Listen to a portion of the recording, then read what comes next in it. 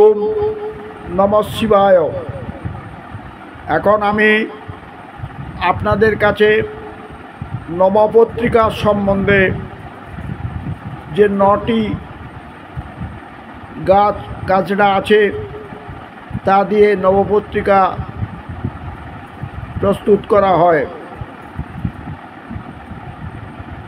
রম্ভা, কচ্ছি, হরিদ্রা চ জয়ন্তী বিল্লদাড়িমৌ অশোক মানকশ্চৈব ধান্যঞ্চ নবপত্রিকা। কী কী 9টি পত্রিকা আছে? রম্ভা মানে কলা গাছ, কচ্ছি মানে কচু গাছ, হরিদ্রা মানে হরিদ্রা গাছ, জয়ন্তী বিল্ল ডালিম, অশোক মানকচু ধান্য, এইগুলো দিয়ে নবপত্রিকা বন্ধন করা হয় ষষ্ঠীর দিন রাত্রিবেলা। আর সপ্তমীর দিন সকালবেলা যে আমন্ত্রণ অধিবাস হয়, যে বেলগাছের তলায়, সেই বেলগাছের পূর্ব দিকের একটি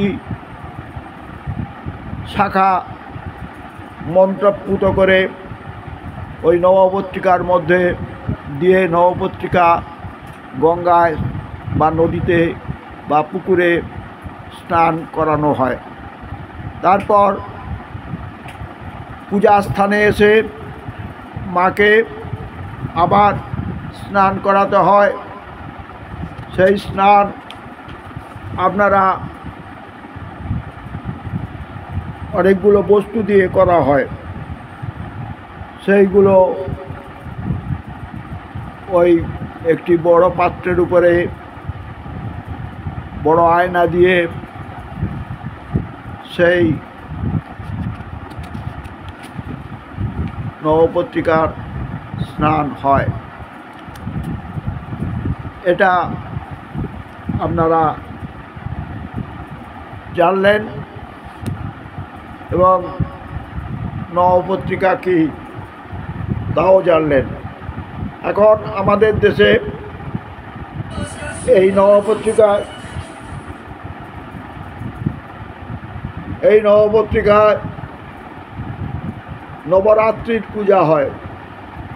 সেই নবরাত্রির প্রত্যেকটি দেবী মায়ের এক একটি রূপ।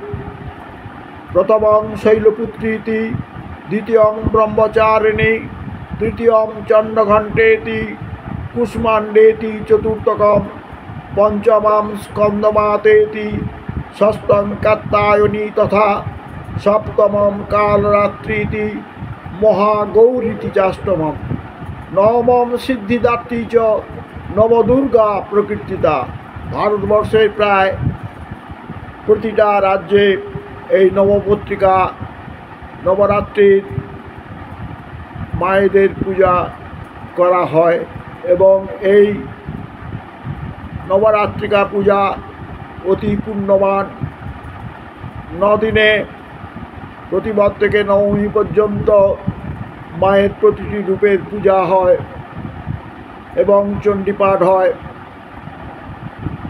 অতি পুণ্য এই নবরাত্রির পূজা।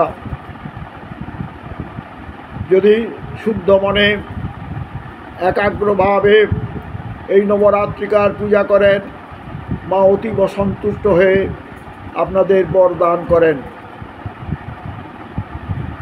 অতএব ভক্তগণ, আপনারা যতদূর সম্ভব এই নবরাত্রি পূজা করার চেষ্টা করবেন।